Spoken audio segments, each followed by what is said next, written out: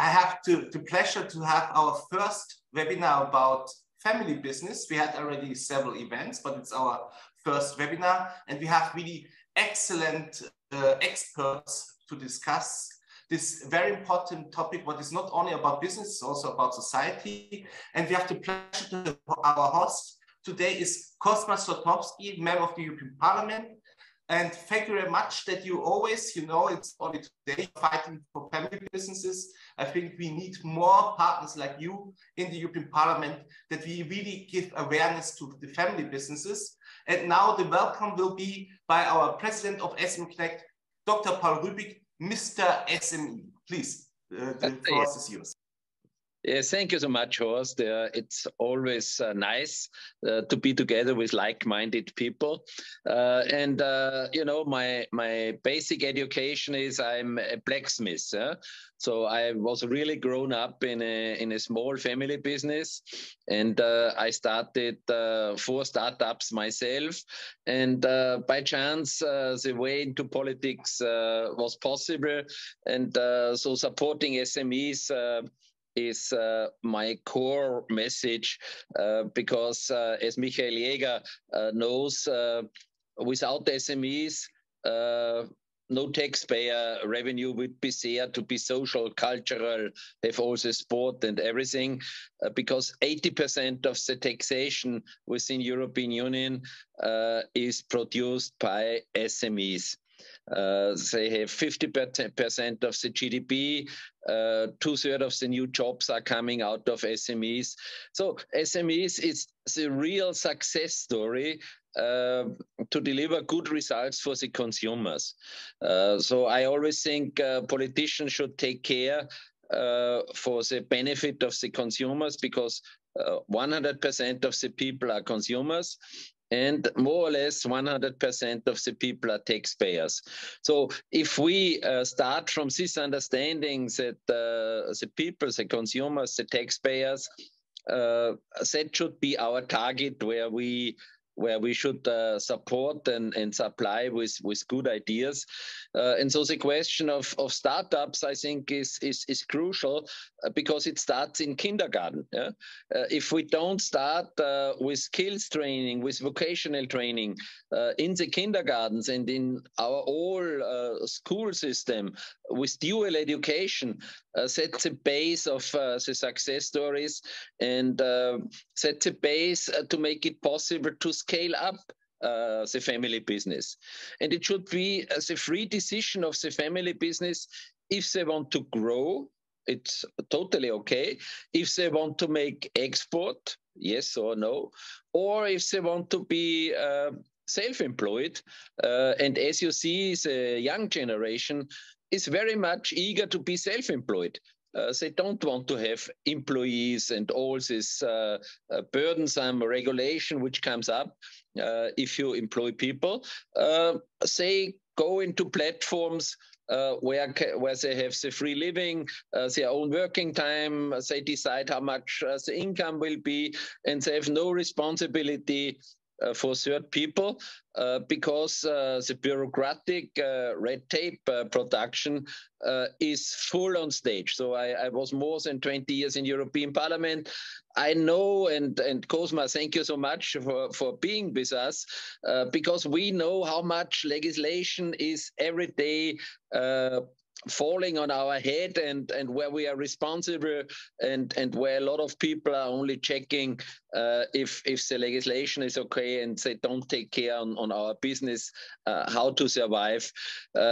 So I also know that this bureaucracy sometimes brings you to bankruptcy. So the first failing is also something where we should look into, because everybody can make faults. And I always say, not a second time, but it's necessary to have this in mind, that higher education should also look into the framework which is necessary for family business. And I'm now also in the generation where the scale up from my side is done. I now look to the next generation. You know, I'm second generation in Rübig family business. And now we are preparing the third generation, a takeover it's a change to the new generation. And of course, it's also quite burdensome if you see all the regulations which you have to fulfill. In my company, I think it will take 3 to 5 years to make it professionally, legal, and with the right framework to give the next generation also a good chance to survive. So I think at least to have this debate on global and on European level, how we can support self-employment, but much more SMEs, because we want to take responsibility for our employees. They are part of our family in the company, and so we can get a very good progress if we also look to the taxation, because without our taxation, there would be no social Europe, there would be no good working administration. So it's the understanding from both sides, I think, is the key for a successful future. And so I'm very happy that today we have this debate. You are all welcome, and I will give back the word to Horst, who is our wonderful manager on our thoughts for the future. Horst, thank you so much.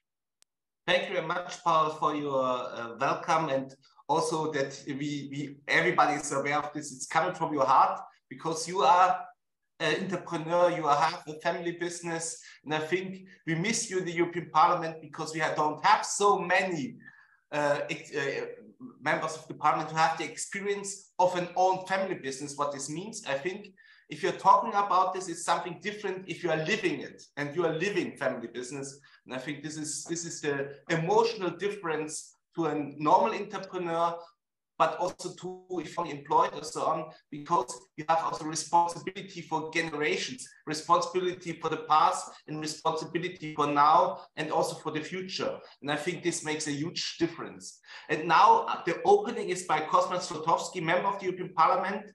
I have to say, a strong supporter for family businesses since years, and the floor is yours. Thank you so much. Well, thank you very much. I am not an entrepreneur now, at least, but I was once. I would like to thank you very much for inviting me to participate in this discussion. Family businesses are a very important part of the EU economy, but also an important part of society, of which the family is a fundamental element all over the world, the family.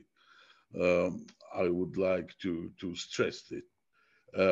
After almost 9 years of presence in the European Parliament, I regret to say that not much is said here about the situation of such businesses. I have the impression that this is part of a broader ideological aversion to talking about the important role of the family in general, not only in the economy, but also in partnering or education. The last report on this issue was adopted 2015, so nearly a decade ago.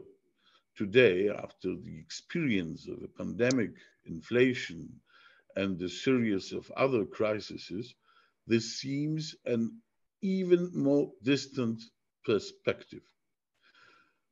The world is changing dynamically in many areas, especially through digitalization of all economic processes, and the European Union is far behind this race.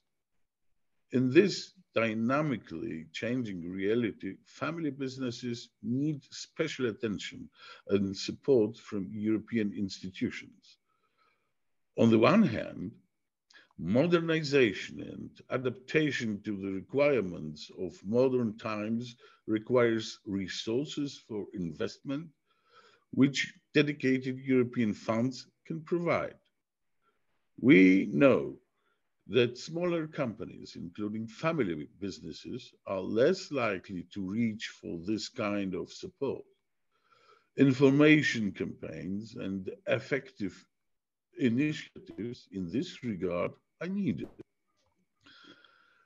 It is also important to create exemptions from bureaucratic obligations for such companies, which are very often part of the SME sector. This includes requirements for succession and handling over the business to the next generation. The associated costs of procedure should be the last onerous possible. When designing new regulations for the digital single market, it is also worth bearing in mind that family business want to offer their services to and products on the internet to consumers in other member states.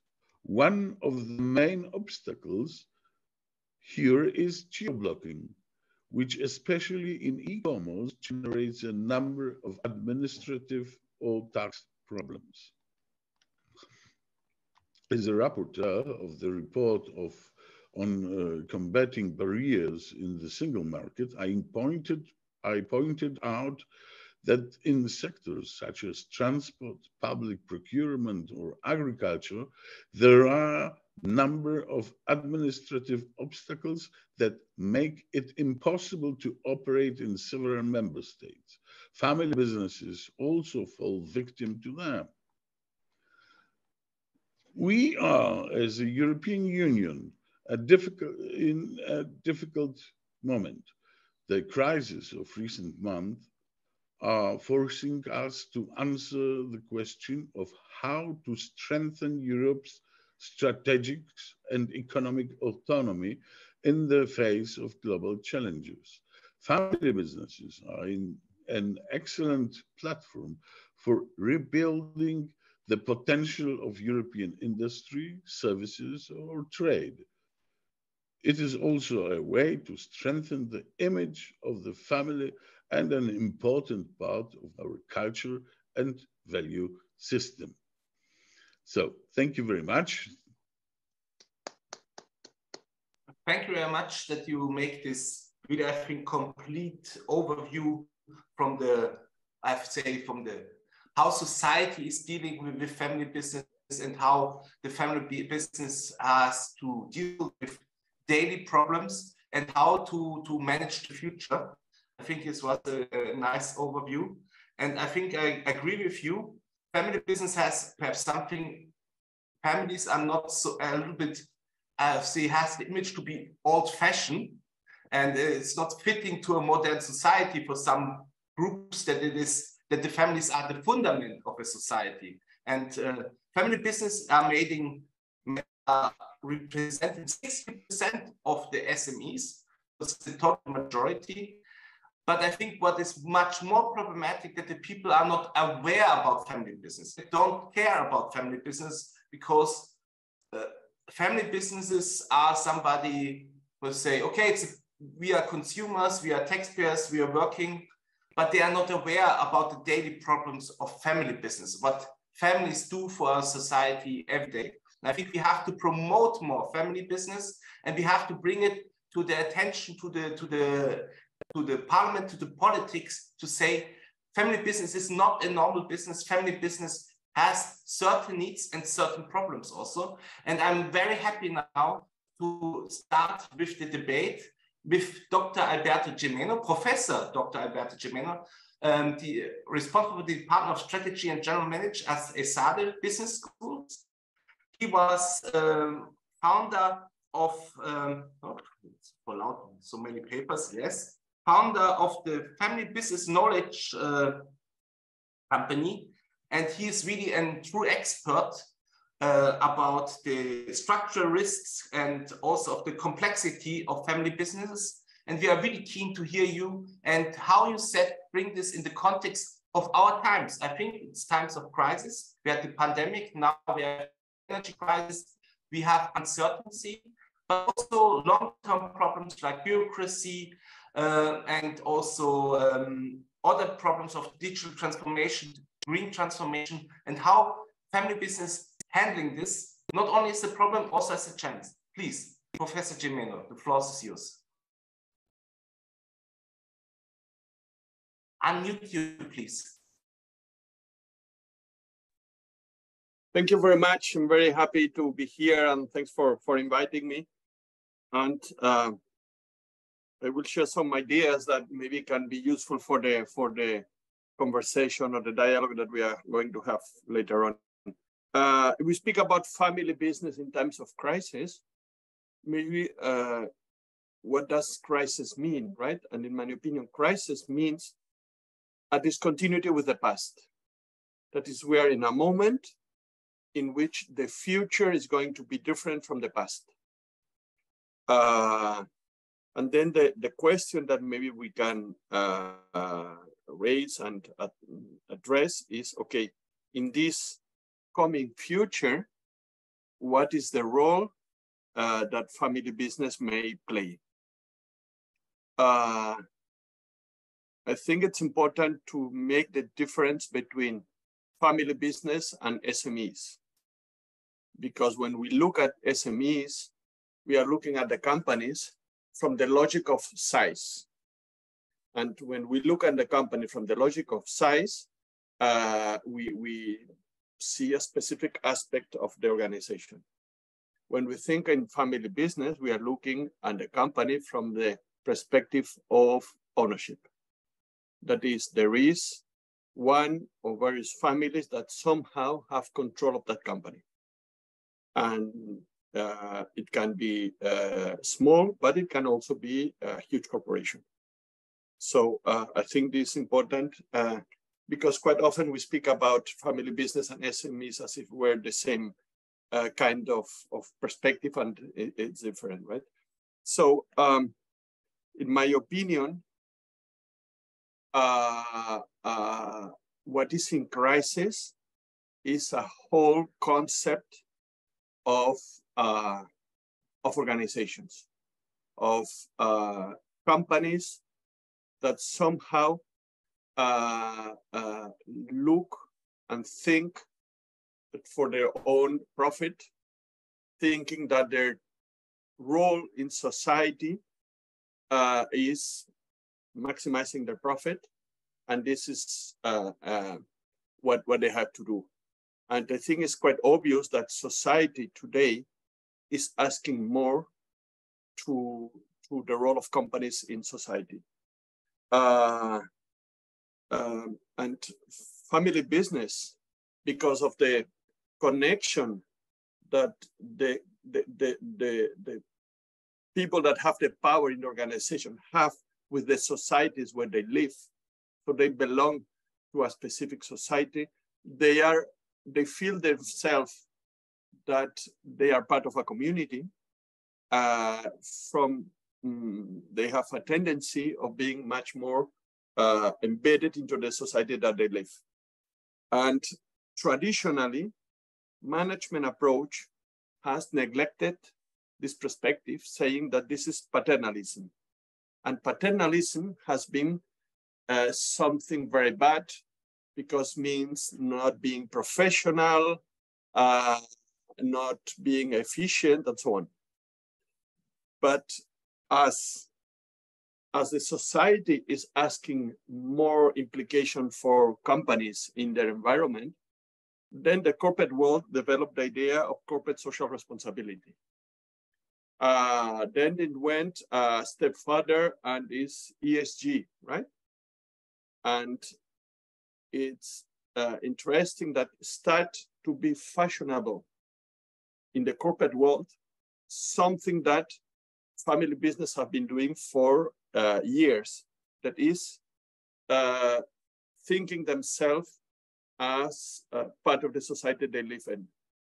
So this is my first remark. I think the concept of family business is very much in line with what societies are demanding from businesses. My second, and that is, if there is a discontinuity, and this discontinuity has in some dimensions with the role of business in society, family business, in my opinion, is not a model from the past, but on the contrary, a model of the future. My second remark is that, or reflection, is that one of the drivers that is changing the world, or maybe the main driver that is changing the world, is technology. And family business have the potential of being an important actor in the world dominated by technology. But this means changing the mindset of family businesses, I would say consultants, academics, and authorities. And in my opinion, the first concept that has to change is the concept of succession. Because I think that the concept of succession puts the emphasis in the past. That is, what is important is to assure continuity of the business. And when we think in continuity, you are thinking and repeating the business model. In my opinion, it's difficult to imagine a business model that lasts more than one generation. That means that, in my opinion, the focus has to be not in the succession, but in the transformation. That is, younger generation have to think the value, how they add value to the family business, not with the logic of how do I continue, but how I transform. And our data and many others show very clearly that in family business, there are two generations living together in the management for a long period of time.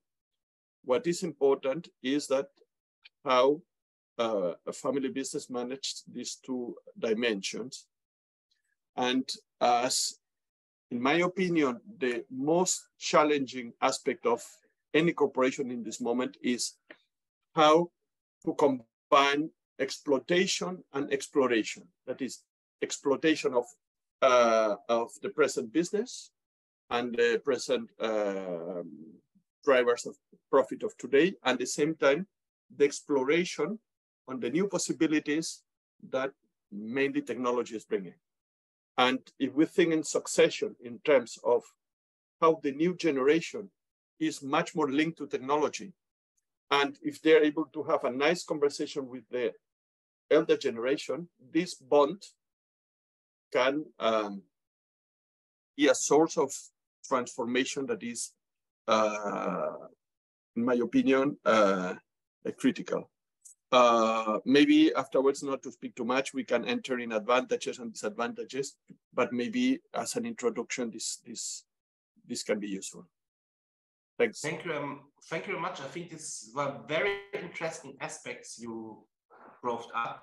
I think that the concept of organization, or the concept of family business, fits to these times perfectly. So it's not an outrunning model, it's the model of the future. What you also mentioned is critics, what they had paternalism, that you say in family business, this is not so professional, and then perhaps so smaller the company, so more it's a family organic company, but it's perhaps not always properly managed like other companies. But in fact, this links to your second part. This that not succession is the problem; it's a transformation, but it links to the professionality. I know to adapt new technology, we have a clear link from other studies in the world region or the regions of Europe, where the owners of SMEs, it's not family business for us, only about SMEs, are over 60 in the majority. The adaptation of technology is much less fast than in other regions. So, and it's a question how to value the experience, what is the value of a business life, and to match it with the experience and knowledge of the young people who come in with new ideas, and how to match it that's a fruitful together, not separation. I think this is what you are also explained, how to make this substance fit for the future and how to bring all this experience together. And I think now we're coming to our second speaker, also an entrepreneur, a female entrepreneur, what is also a problematic point of view, because if we speak about female successors, if you have a son, it's a chance much higher that it will become a successor than a daughter. And we have to find out why are this? Why are this not so often that the daughters are following the family in the same steps? You can explain us much more about this. Katarzyna Kiersak-Krupinska, founder and CEO at Fundacja Firmy Rodzin, Early One Europe Mentor Academy. So, sorry for my German, but please, the floor is yours. Okay, my name is Kasia, and I will ask Emilia to share the screen because I prepare for you some figures, because I would like to answer you for one question: why is so little women in the business to take over the family businesses? My daddy have no sons this time in this life, so it's just happened.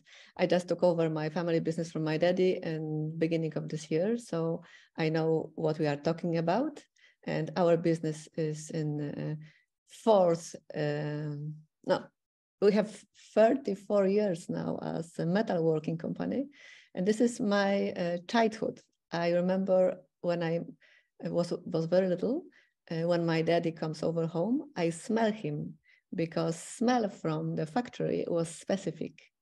And I think the people who knows this kind of small tricks, they understand me very, very well, because we know the business from table when we eat breakfast. We know family business on holidays, that always the holidays are breaking or there are no holidays mainly.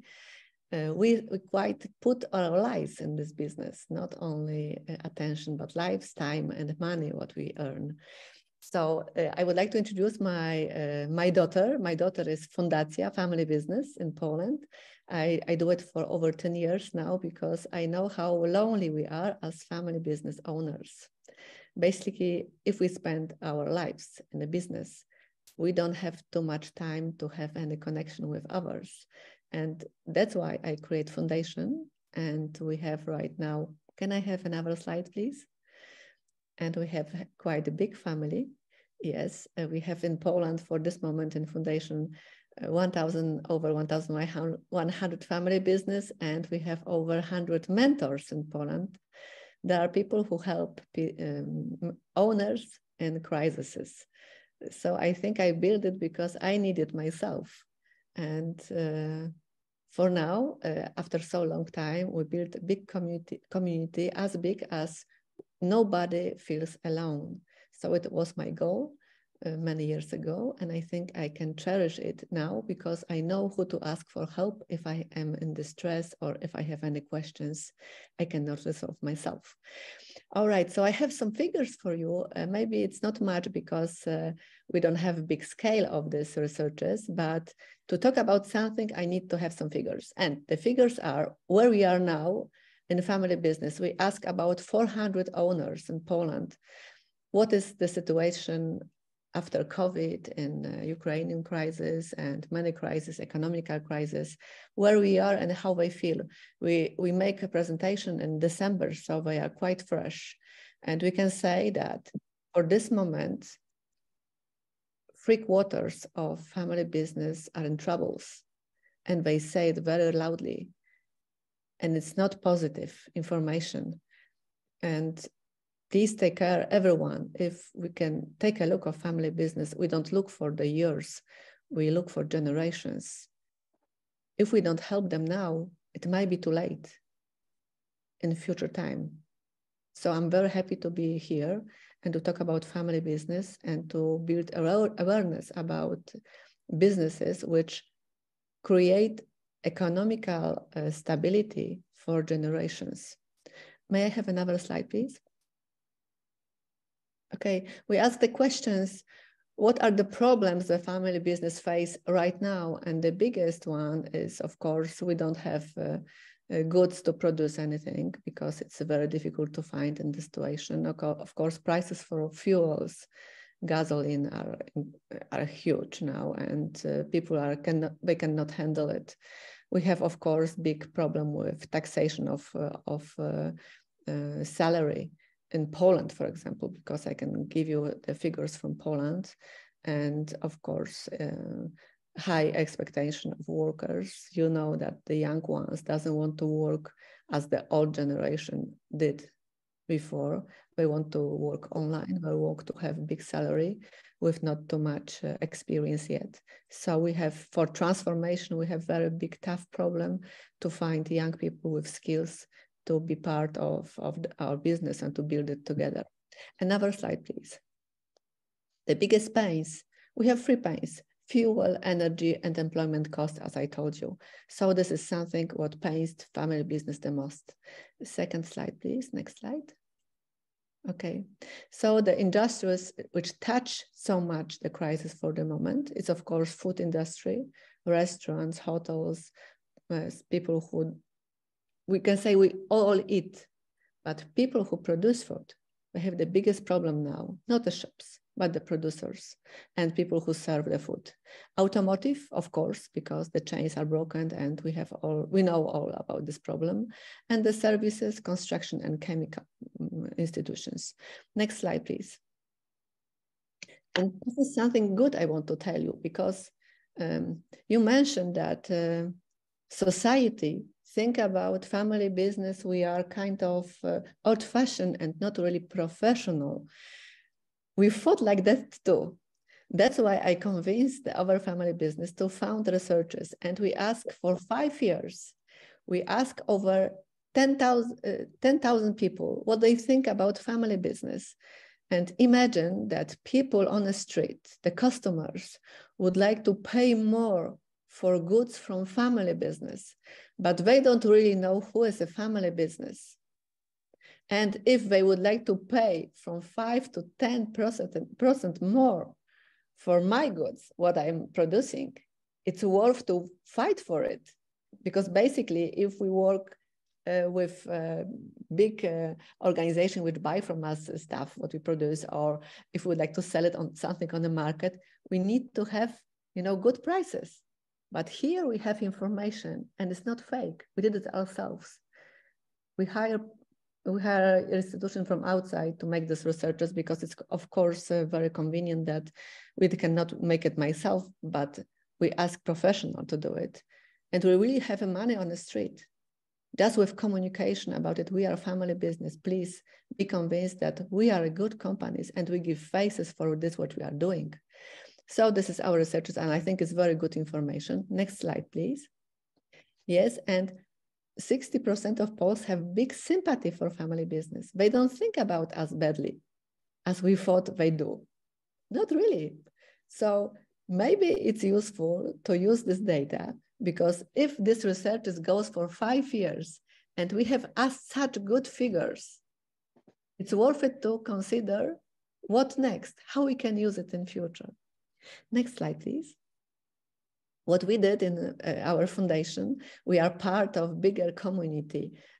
We are part of a community of mentors around Europe, and this was idea of European Commission to invite us as very small foundation from Poznań in Poland to find out people who are very experienced running the business, and if they would like to help for free someone who is in distress. Because as you know, business is going from one failure to another failure without losing, joy or satisfaction. And to don't be alone with it, we need someone who are doing this for us for free, just as a friend, to don't stay alone. So we create this community in Poland, and we are part of the community in Europe. We are over 1,000 now, and I'm very proud that we're not only alone in Poland, but we are not alone in Europe. This is my team, and if you have any question, of course, I'm ready to answer. And of course, if someone would like to have this presentation, it's good for share. So thank you so much for my time. Thank you very much, Kasia. I think this is a very good grounded presentation. I think what is very important, what you said, is attracting and maintaining workforce. That's, I think, for family business, but in general for smaller, medium companies, a problem. I think they are in competition with the larger international companies. What we know can be also a family business, but I think the majority of family businesses are smaller. This is also problematic because you are educating this workforce, and the majority, what we know is you are the school for employees, the family businesses, and then they are leaving you for better jobs at the big, in better paid sectors. And this, I think, it's super problematic. I want to answer directly on this. Yes, it is. And you know what? The one thing is, nobody talk about it. Basically, the production is in villages. You don't have space for production in cities. And it's very difficult, what you say, to keep young people in the villages, because they want to be part of, capital city, big cities with, bigger fun and completely different place. So we have very big challenges with young people to keep them with us. Of course, we put a lot of attention for training the young people, but to keep them, it's really something challenging. This is also a good part. Perhaps you can go then back later to Professor Gimeno or now. Where are the family companies based? I think are the majority of family business in the countryside or at the same time in the cities? And in which sectors you will find more family business than others? I think in the food sector and in the tourism sector, you will find more family businesses than in the chemistry sector. Perhaps I'm wrong, but perhaps there are some sectors where you can say these are real sectors for families, what they are traditional, the dominating sector. I noticed that it's in the tourism sector, can it be? And then also others. But it's really big questions where you want to live with your family, to work for a family business. And I was invited in Timișoara, and Timișoara has full employment. It says it's not about the salary anymore. It's also where the children can go to good schools. Is there a theater? Is there a cultural life? Is there something what you can offer to your family to stay there? And I think this makes it complex. At the same time, if family business leaving the countryside because you say, in these regions, I have no chance to find employee, these regions are dying. Because I think the latest companies who are staying there are family business because they have their roots there. And then if they have to make a transformation, they have to cut these roots and to plant this tree then somewhere else. And I think this is a big loss for local communities and so on.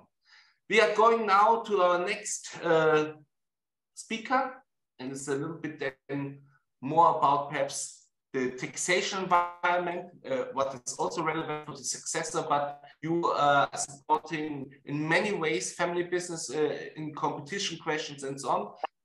I welcome Michael Jäger, Vice President of the German Taxpayers and the Chairman of the Taxpayers Association of Europe. The floor is yours. Horst, thank you very much. But I'm also, just to start, an entrepreneur, so small and medium entrepreneur. And so I'm also touched, and with our association with the German and Bavarian Taxpayers Association, our members, so around 200,000 members we have in Germany and Bavaria, mostly are small and medium entrepreneurs. So we know about the problems, and we fight for all taxpayers for a fairer system, but we know about the detailed problems of small and medium entrepreneurs. So, and my aspect also as a Secretary General is the European and the national aspect of taxation, the impact to SMEs, and I have a strong feeling that the EU Commission is trying, knowingly or not, to divide society.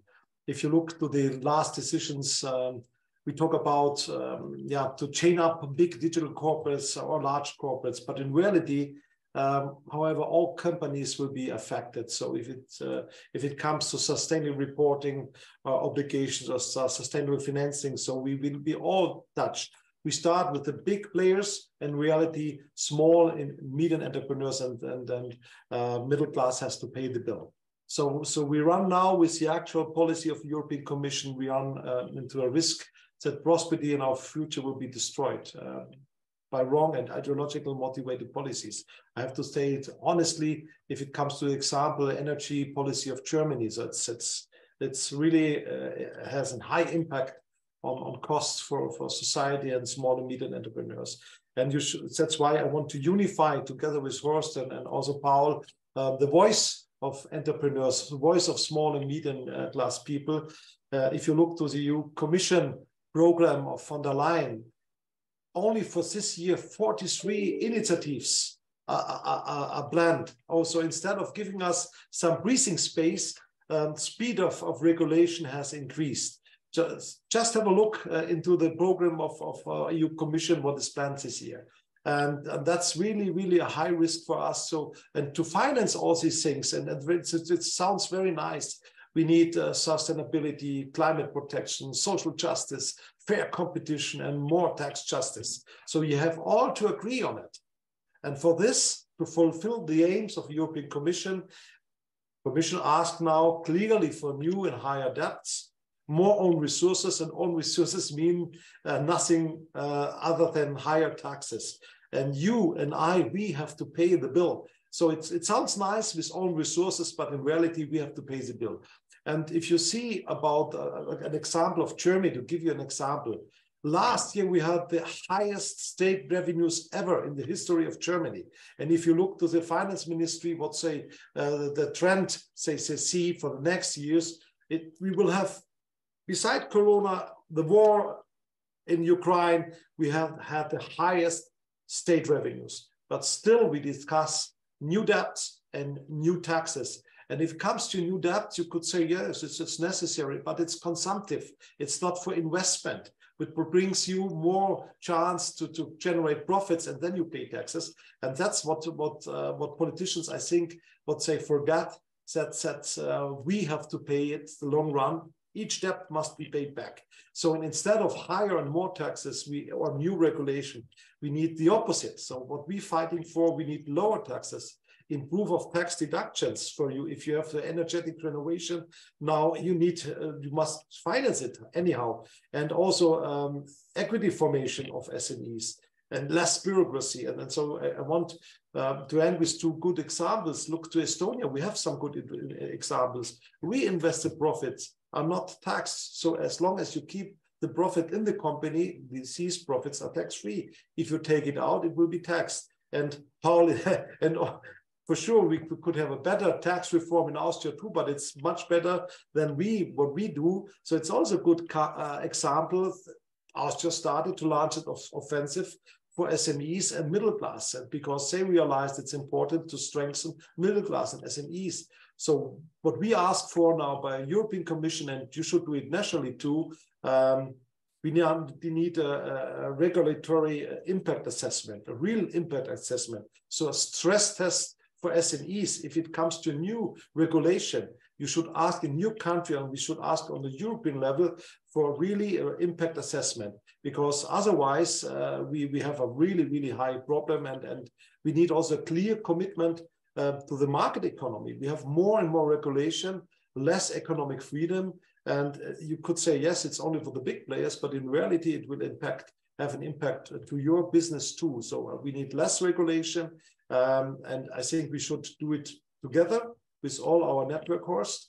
And as an SME, I see what I have to do for my tax declaration, all these things. And I have a strong feeling in Germany, those who are still standing are taxed higher. So tax control and everything is more bureaucracy. And so I want to contribute as an entrepreneur, as a private person, but I need also the opportunity to make business. So that's to end. Let's stay and work together. And as entrepreneurs, to have a voice. The unions are manifesting out in the street, blocking everything in Germany, asking for 15% increase of salaries paid by the taxpayers, by the way, public civil servants. And we have no time to go out on the road, but we should really have a big voice now in Brussels and nationally to fight for our rights. Thank you very much. Thank you, Michael Jäger. Michael, if we're going now specific, I can underline everything what you say, but if you're going back to the specific problems of family business, I think the inheritance tax is a huge problem. Yes. I think it's the inheritance tax is really because the smaller they have real estate, what can be a burden, and so on. There are some legislation to help in this transition, but would it be not also an idea to take in account if a company is since 3 or 5 generations in one hand, that you have some, I think it's complicated how, because family businesses, where we learned here also from Professor Gemeno, are not only small businesses, they are also mid-sized companies. So we have the one family, like Nelly and Peach and Bosch, who are still existing. They have the, so bigger you are, so better you can deal with this tax problematics. But if you're a mid-sized company or a small company and you want to transform this, like we say, the green transformation, and it's a family business run, we have here several problems. We have here the problem of inheritance tax. We have the problem that family members are working for free in the company that they're surviving. So there is the wife often still who get no social security because you don't pay a salary. The son or daughter is helping there. This everything also is huge problematic. How you can integrate your family wants to help that the family is surviving, and then there's no proper security for this. So smaller you are, your micro business, you have this problem very often. How you can cover this, how you can deal with this from the tax side, or from the government side? It's a very, very hot topic in Germany too, because in Germany we could discuss an increase of inheritance tax and also re-implementation of wealth tax. And you're right, that's our key demand to abolition of inheritance tax. For sure, if you have a private property, we can discuss everything. But if the capital is working in a corporate, it should not be taxed. But it's a clear misunderstanding of some politicians of the left movement. They dislike property, and it's unfair distribution.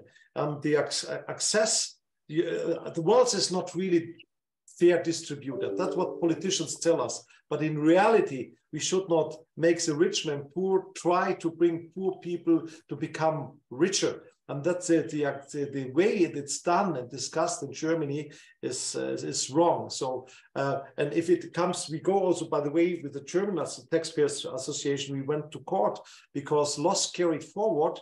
If you have a generation change, it was not accepted. What is stupid, because if you have a capital corporate, for sure you must losses must be allowed to be carried forward. So we go to court. We try to fight for the interests of taxpayers. But I think we have to demand for sure no inheritance tax. And if you look to the example of Sweden, it was not a conservative government for abolition of inheritance tax. It were the Green and the Socialists. And the impact to this, they have no more inheritance tax, is increase of tax payments because the strong families came back. So I think inheritance and wealth is nothing wrong. But in society, more and more politicians try to make a picture the rich are unfair. That's why we have to distribute. But what is a misunderstanding, if you destroy your corporates, there is no more labor. Nothing will be then. So for that reason, it's not only for family business that if it, like our speaker today, she's taking over the corporate. It could also be a handicraft if it's an employee. It's impossible in Germany to give the corporate to an employee because he cannot pay the inheritance tax. If it's Schenkungssteuer, if you give it to someone, so it's a wrong approach, and you should do it nationally. We do it in Germany. We fight. And we hope to succeed, or do it like in Austria. The socialists and the conservatives could not find a common position, and you have no more inheritance tax. That's all the way. So we have to ask also for free amount if it comes to inheritance tax, but that's a national topic. And what we should do, Horst, let's fight each position of the European Commission if it comes to inheritance tax or wealth tax. It's not in the competence of the European Commission or the European level. It's a national topic. Thank you very much. We're coming now to a clear statement also. I still want also to Dr. Vincenzo Basi, President of the Federation of Catholic Family Association in Europe, because you are also a tax lawyer, a professor. Would the idea that the taxes could go down for inheritance if you keep it 3 generations in your family?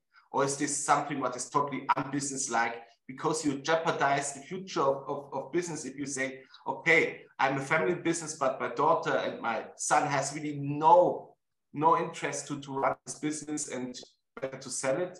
Or you can give you, is it also okay perhaps to include the nephews? What is family in bed? Is it the directly son, daughter? Can it be also your nephew? What could be the concept to make family business unique in the context of politicians and business economy policy? Is there a way to integrate this? Because I think it's difficult to make clear, because we also, if it is this, we often mix it also up with SMEs and family business. Somehow it's the same, somehow it's different. You are at the end for family. Please, the applause is yours. So thank you. I mean, it was so inspiring, all the speeches, and especially the last one. I mean, as a tax expert, I want just to add one thing, then we talk about the family. But the point is, this topic is linked to what I'm going to say, is that we think that we do not reflect too much on the function of the asset, the function of the institution. Because if you look at the function of the institution and what the institution, and so it means it has also the asset, does do and does at the service of the common good, then the situation, even the point of view, the perspective can change, can be moved. Because of course, if we think that the asset or the institution, the enterprise is a privilege, we can also understand when they talk about the distribution of income, okay? But if we think that the asset and even the enterprise is not a privilege, but is a responsibility, it's something different. For example, if Mr. Jäger comes to me saying, sorry, Vincenzo, can I give you as a donation my enterprise? Are you able to manage it? I say to Mr. Jäger, thank you very much, Mr. Jäger. I still have my problems. I don't want your problems. So I don't not understand why I should pay taxes for your problems, for your responsibilities. You understand me? It's different if you are saying to me, please, Vincenzo, I want to give you a ticket to go to Australia just to have a vacation. I mean, just holiday. This is different because the function of that ticket is different from the function of the asset that you want to give me, okay? This is the point. So we talk too much about the identity, the nomen juris, the denomination, okay? Yes, the nomen juris, the name, just the name of the thing, but we do not reflect enough on the function, on the reality. It is on the function of the asset of the institutions. Because if you look at the reality, and I want to speak about the reality, we have to talk about the fact that the family business is a common good. Let's say that family business is common good, because family business represent not only the the entrepreneur or some employees, okay? The family business represents, in general, family business represents community and communities. This is the reality. I'm not talking about ideology, formal issue. No, no, the reality. When you talk about family business, you think directly about a community. Village, cities, countryside, everything you want. You think about that. Not something that now is seated in a place, tomorrow we'll find the same name, the same firm, the same company to another place. No, no, we are talking about one community. And the family business must be put in condition to take on their responsibilities. This is what we are talking about.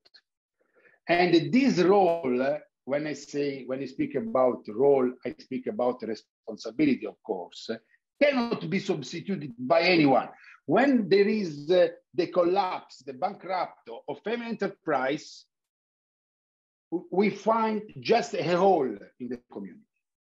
There is a tragedy, a drama for not only the family, but for all the community. This is the reality, not the ideology. So this is the reason for which the present time is the time to ask for justice, not privilege, not tax reliefs, justice. It has to remove all the obstacles to family business to follow and to implement their vocations, because it's not a case. Auf Deutsch is Beruf, okay? It's vocazione, vocatio, it's vocation, it's a service for the common good, for the community. First of all, tax justice is a pillar of this requirement of justice, but not because we want to save money, not because family enterprise want to save money. This is not the issue. They have to contribute to the common goods as well as everybody, okay? But this is the point. Are we sure that there is just one way to concur to the public expenditures? This is the question, okay?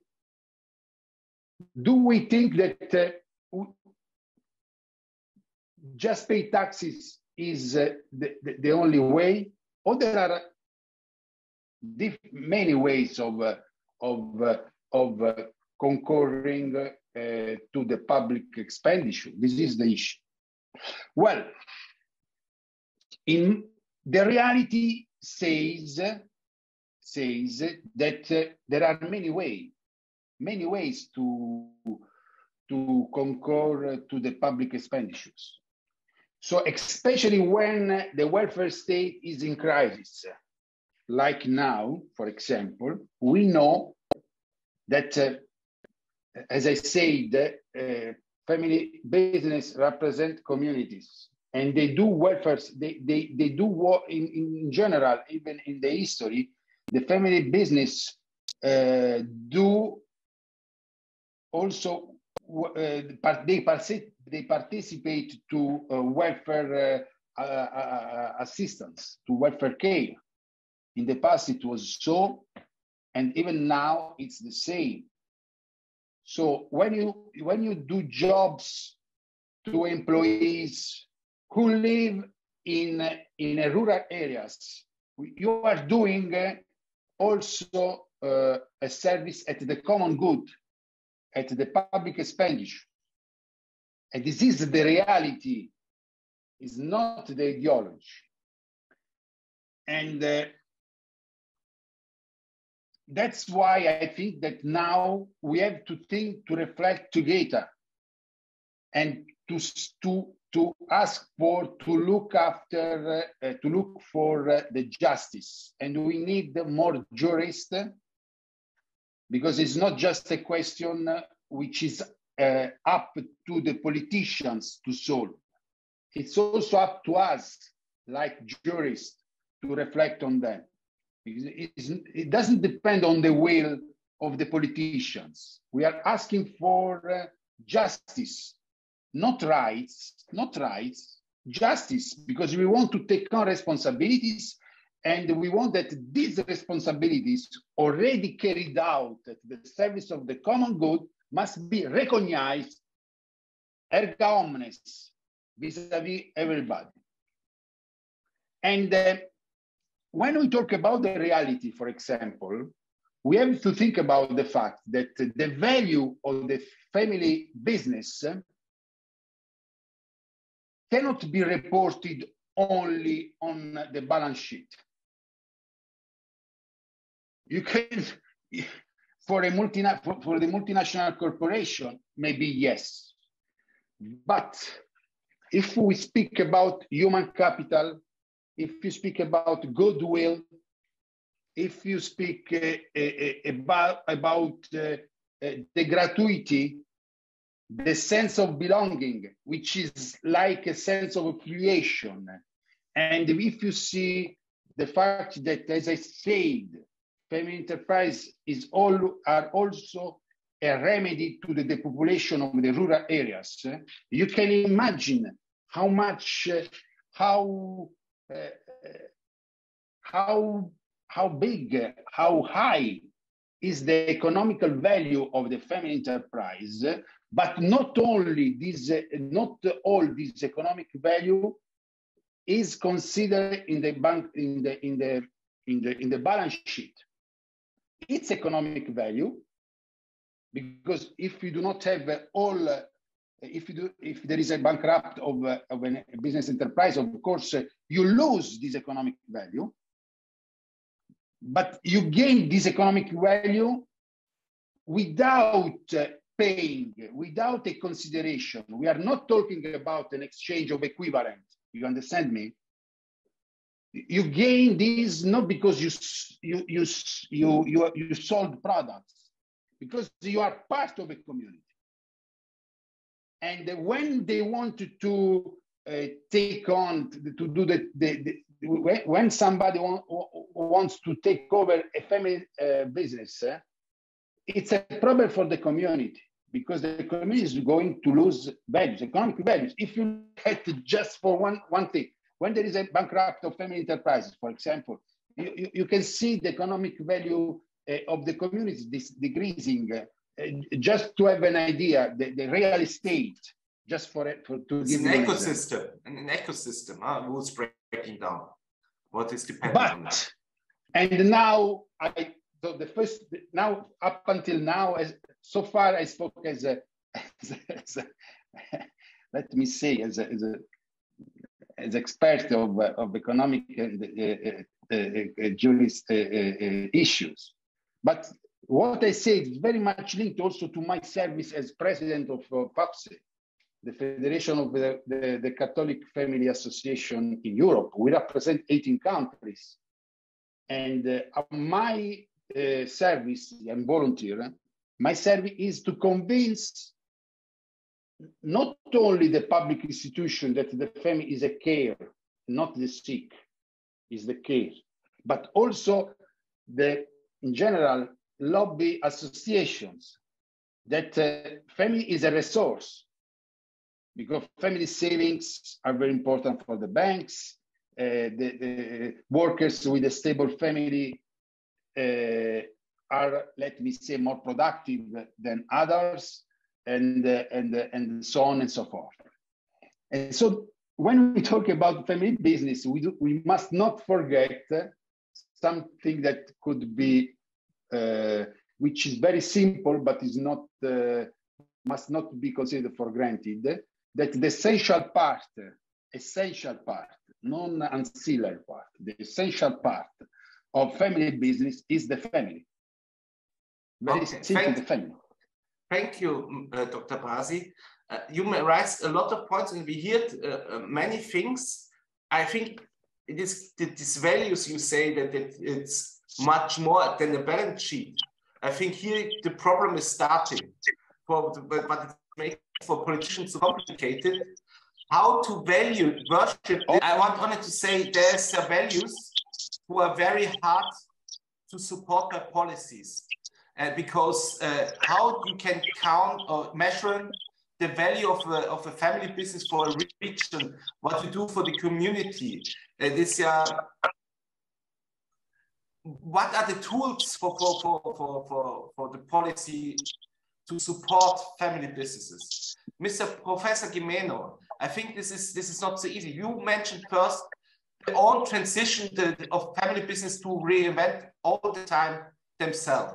But what is with the value, how the society should support family business? In Spain, 62 million businesses are family businesses. They have employing 75% of the employees are family businesses. Is there not, is in this case, you should make how you make a specific family business policy if the majority are family businesses? You know what I mean? And how to value things you cannot touch, not measuring with numbers directly.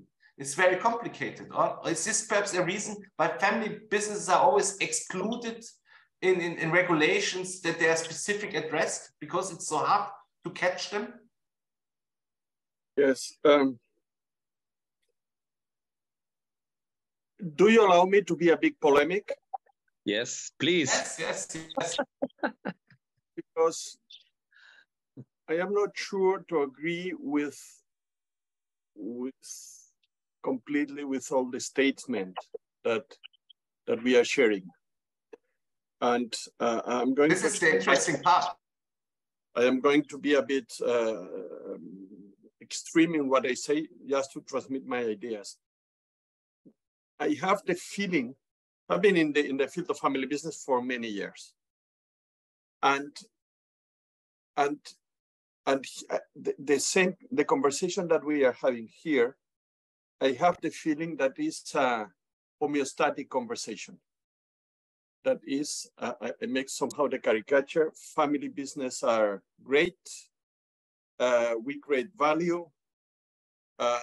We want justice. We are responsible, and the world don't understand us. And I agree that this is what happens quite often, but not always. So I agree very much with what Vincenzo Bassi was saying. What are the function of the assets?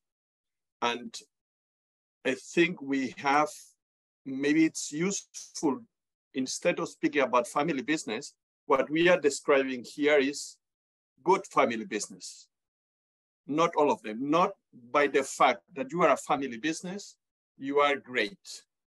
They are horrible, some of them that they are horrible.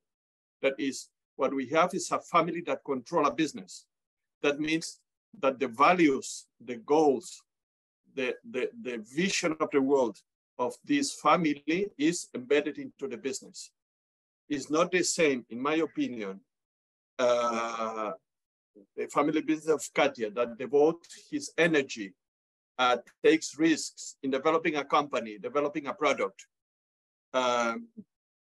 creating jobs, is not the same that if what I do with my family business. I have a company that we invest in buying a building in the city center, and I am expecting inflation to develop this. So I think we have to differentiate. And also when we speak about taxes, I am not an expert in taxes at all. I am not going to enter there, but I have the opinion that I am not sure that the point is that family business should not pay taxes, but maybe everyone should pay taxes. I have the experience in the last months. I am trying to support a group of entrepreneurs in a Latin American country that is absolutely destroyed. And there is an elite of business owners that want to have an impact in the country. And the result of this country until now, and you can imagine various countries with the characteristic, is that populism is growing, and the part of the population that is excluded is also growing. And what are some of the business owners of that country doing is simply, in this case, many of them, we come to Spain, because in Spain we can live happily. But we can live happily because we have a specific society that somehow creates some commonwealth. And I think we have to be aware of thinking that it's a matter just of avoiding taxes and freedom. And I not enter into the details because I am not an expert. So, but I would question this idea, and just linking with what Katja was saying about how difficult is attracting young people to family businesses. I think that the kind of speech that I am hearing here is not a speech that is going to attract young people with energy. I have the feeling that somehow we are protecting the past from the future. I think that it's important that family business creates a different kind of narrative, not that we are the poor people that we have to be protected.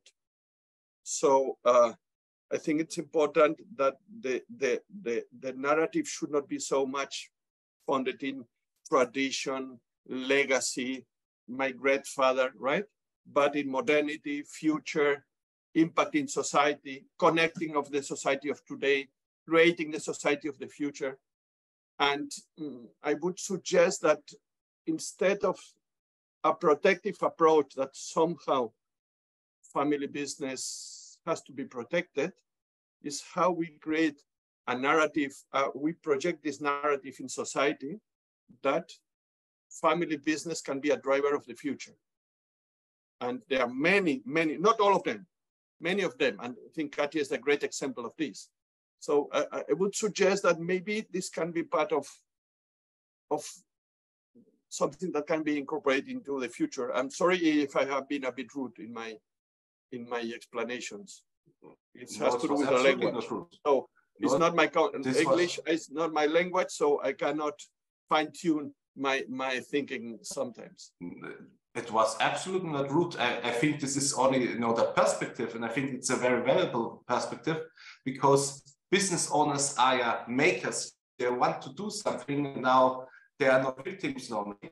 I think you have the right approach. There's always two sides of one coin has two sides. I think you are totally right with your points, but there are also points I say from inheritance tax, what is problematic sometimes. Also infrastructure, if you have a business in the countryside, and the majority of family business are in the countryside, then it's also the policy about infrastructure that you can run your business there. So it is both. You are right, that to take your own future in your hands, that's the positive part. At the same time, I think the policy to make it sometimes to provide the ground that you can grow. And this is, I think, the mix of this. Somebody wants to answer this. I think it's a very interesting discussion. And I think it must be not how always everybody agree with each other. The debate is the debate to disagree, to learn from each other. Paul. Yes, first of all, thank you so much for this very interesting debate. I will come back to Alberto because what he's saying, I think, is very future-orientated, that the young people are driving the technology, and with new skills, there's a base for a better future. And at least that the commonwealth creating, which you said, I think that's what we should push in the public. We are the one who are creating wealth. And what Michael said, that in politics, sometimes I have the impression that they are kind of poverty production. In German, we say die neue Armut, through new tax burden, through regulation. So there's a disconnection between politicians and the people who are really going into a direction for a better future. But it's also a question, what is a better future? Is it living in poverty and not needing any energy more, food reduction, mobility reduction? For our older generation, it's poverty. Maybe for the younger generation, it's freedom. So let's have this debate and how people will live with this, because Vincenzo said that a good family business is adding value to the society. So maybe we can ask for a study on value adding through family business. That would be a very interesting chapter. And as you know, on European level, on the other side, we always say the cost of not having family business. So what does it mean for society if we eradicate family business, and what is the price for having no family business? So that could be a very interesting further debate, especially with the new commission. As you know, we had a commissioner for SMEs. Now I have the feeling nobody is anymore more there for SMEs and family business. It's all into this direction of poverty debate. And that could be our impetus, because now we are a group of like-minded people who want to achieve this positive strategy for the future. And I think we should create this debate more into the detail. And I think we are on the right way, because as Cosma said, if politics understanding, they will act into the right direction. So we have to educate and inform them. We are our journalists, and that will be a big task. I think you are totally right, Paul, that we have later then also go to the details to create really, this is now more, I think, a general debate, but then you can see which direction you have to have a closer look. And I think what you say, also the future, if I'm seeing now the largest family, if you don't speak about SMEs, micro families, businesses, but if you have a look on Europe's largest family businesses, Peach, Quant, Agnelli, it's all names from the beginning of the end of 19th century and the beginning of 20th century. They are not new names there. Where are coming the new families who building dynasties? And if I'm going back, it's a general problem. When was if we have a look on technology companies in Europe, who was coming the last global player from Europe? This was in 1972, SAP in 1972. And to the DAX was SAP and then Wirecard. And Wirecard, we had a huge scandal. So not every, what you say, Paul, in the beginning, not every family business must become a super international company building a dynasty. But is there no room more that family could become large players? Is this something that the model of family business is always to be mid-sized, be small, mid-sized? There's no chance anymore for families or modern concepts to become a global player. Perhaps this is also a question, what is the future if we're speaking about family business? Is family business means also today a limit of growth? It's always a free choice, I think. The free choice is the principle of entrepreneurship. Yeah, but you have choice. Huh?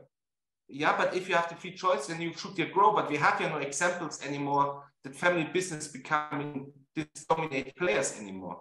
So is this always that the family business, normally if they have a certain size, transform, like Professor Gimeno says, to modern structures, and says the family business can, at a certain size, cannot manage anymore a large company?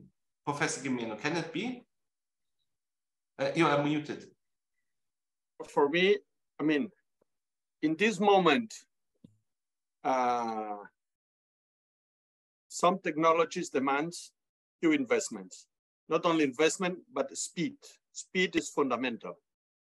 And that means that, in my opinion, family business has many advantages in order to do this, but also has to learn to work with VCs, to be also embedded with other sources of capital that can help them to grow. And has also to do with the mentality, in my opinion, that is, we are seeing in different sectors tendencies that the winner takes it all. And that means that if family business has this perspective, then they can join. For me, in my experience, the problem is that once the family has a successful business and the family gets wealthy, then the mindset changes from value creation into value preservation. That is how I stay rich.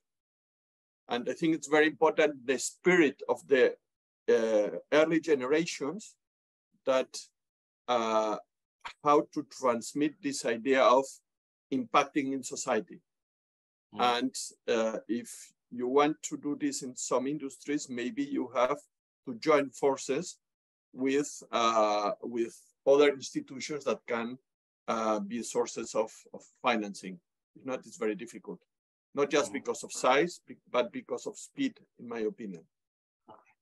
Very interesting. Kasia, you wanted to say, as an entrepreneur directly? Yes, you know, I just took over my daddy family business in this year. And basically, you know why we have to speed so much? Because second generation is not important. We basically have a clients with age of my childs. So they're supposed to be successor. And we don't talk now about succession between generation. I think we have to talk about succession between third generation directly, because it takes 10 years. They're going to be 30 in 10 years, and they should take over the company when they are 30, not 50 as I am. Because the world is speeding. We cannot allow second generation to keep the company for themselves. And it's true, I 100% agree, Mr. Alberto, that we have good and bad companies, family businesses. But in my opinion, people who are looking for work, they will work for someone they trust and they believe, because we lose our lifetime for someone who employs us. And as an owner, I try to be true as much as I can and don't promise I cannot keep, as we say before. And if I'm convinced with something, I believe in future, and I know that my company will be run by few persons, not one. I need a team to run this business because it's big, it's quite big. One person is not enough to handle all of it. And it's not like we need to have something inside to grow ourselves. It's not for us. It's for next generations to have a good place for work, to produce good products because I'm face of this product, and to do something good in life. So we come back to philosophy again in the end of this great conversation. I think it's worth it to talk about it. Thank you so much.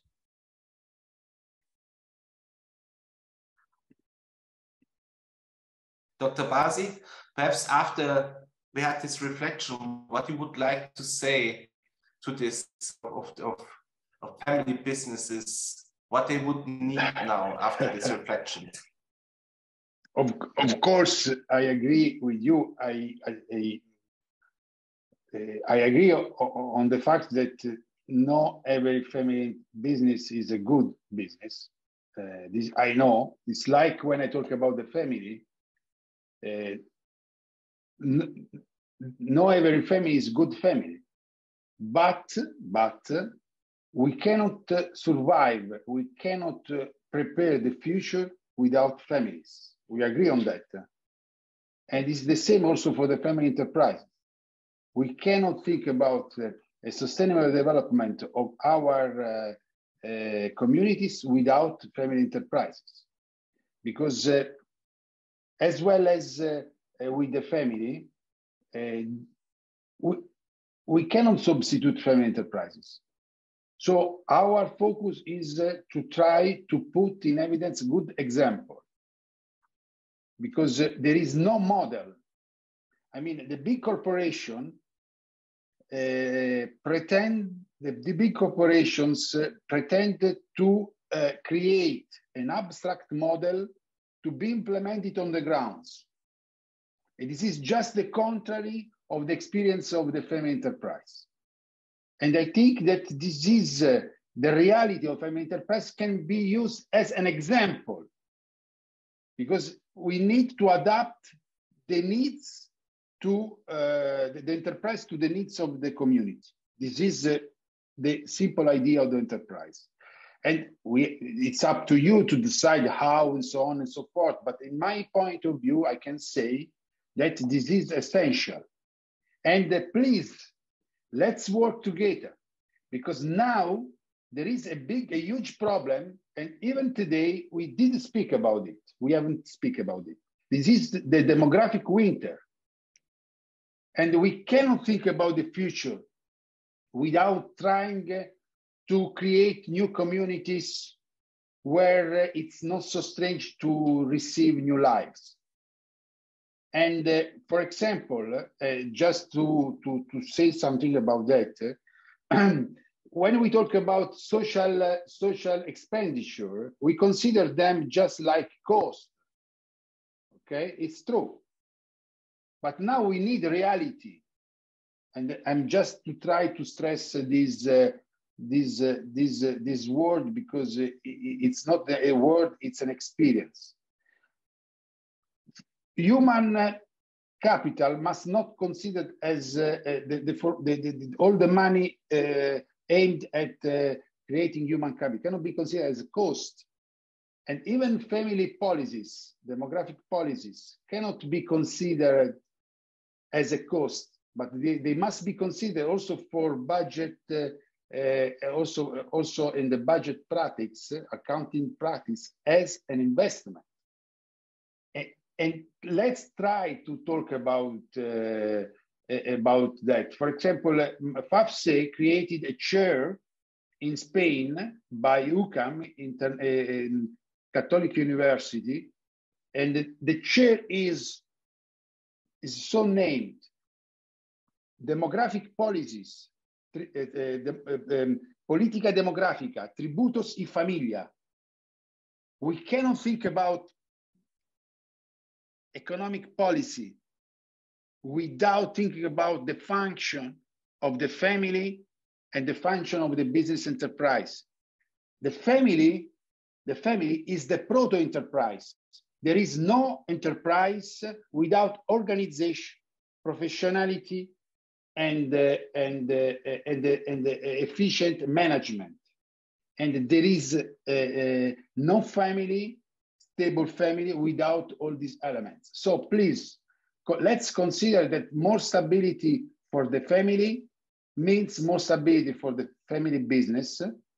And let's be simple.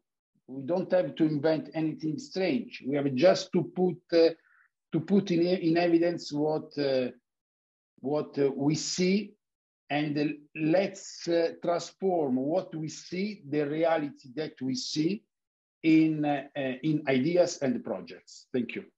Thank you very much. I think this is a good point. You need families to have family businesses. That's somehow the logic of the name. But I have to say, in Germany, it's 30% of the family business don't find a successor. Perhaps you have also to think how a family business goes in your hand and keep the concept of family business. If you have not in the family no successor, you have to give it from outside. But how to keep the character of the family business if it's taking not only a new generation, perhaps another family taking over. So this is perhaps also something to think about this. I think it was very inspiring discussion. I want only to summarize something what I would like to focus on it. I think this what in the beginning, transformation, success, successions, both there we should keep a stricter look on it. There would be a study or a survey very makes sense. How many family businesses are thinking about in this context, like Professor Gemino says?